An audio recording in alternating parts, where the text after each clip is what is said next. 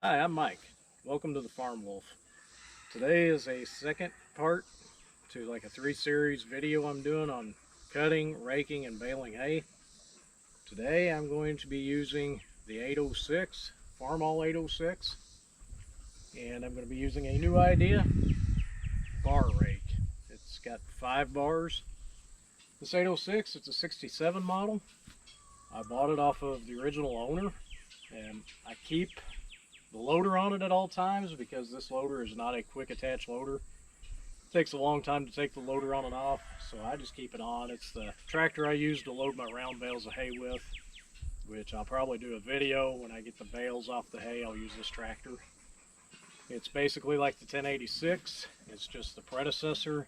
It's actually the predecessor to the 66 series.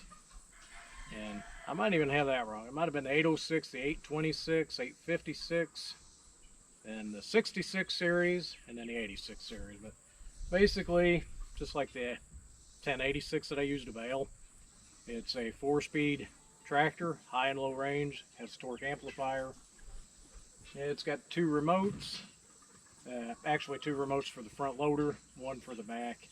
540, 1000 PTO. This is the new idea rake. I've already got it serviced, greased up.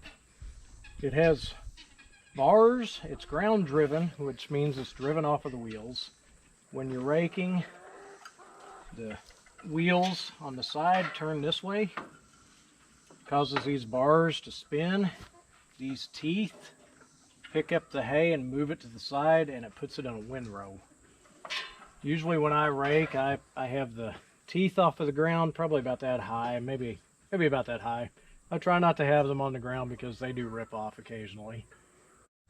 Now this rake, I don't know what year it is. It's actually a 126 is the number.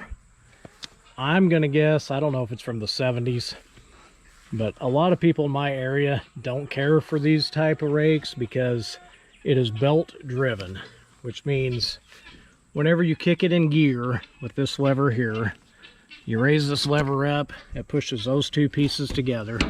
There's like cogs in there. When the wheel turns, it drives the belt. The belt comes up, and that's what drives the reel. You can see, when I push it by hand, how it works and how the belt comes around.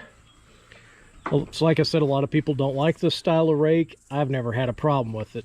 The belt, when I got it, you can see it's not in the greatest shape. I probably had this rake 10 years, and I've never had a problem with that brake or that belt. It's even got brakes in it. I've never had a problem yet. I've read on the internet that people use belts on this type of rake for years, being cracked and wore, and they'll last a long time.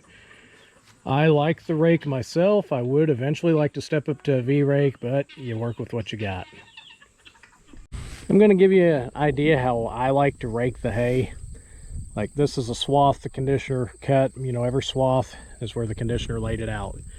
What I like to do when I'm round baling, this isn't really that thick of hay, so I like to go this direction and throw this swath of hay, I throw it in the windrow, kind of, in this area, and then I'll come back from the other direction, and this swath of hay, I'll throw it together. So I'm actually throwing 2 windrows together. It makes for a wider windrow. It's a little bit more user-friendly to me when I'm baling, and I like doing it that way. We get to raking, you'll see what I'm talking about.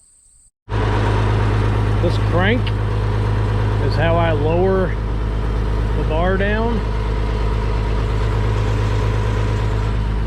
Like I said, I like to get it where it's just barely touching, or not touching, but just barely off the ground. And then I'll kick it in gear and we'll go.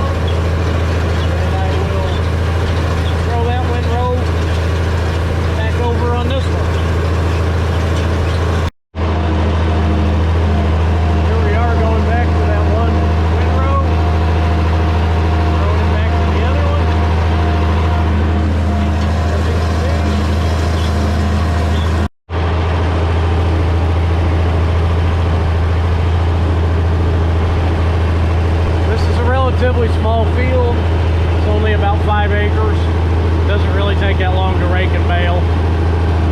I think my little boy, I call him my little boy. He's getting pretty big now, but I'm going to turn him loose on this rake. And I think I'm going to get on the baler and rake behind him, but we'll make a few more rounds.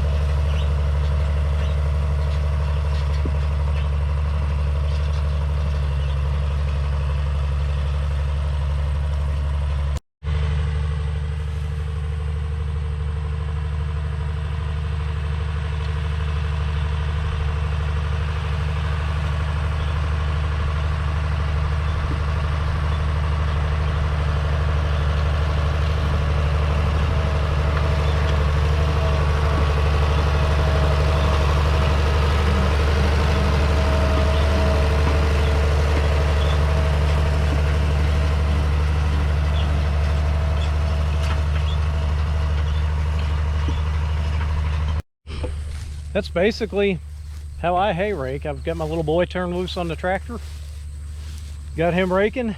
There's other methods of doing this. There's other forms of rakes. Another method to do it, like if you're square baling, this windrow, you would just throw one over. You wouldn't do two.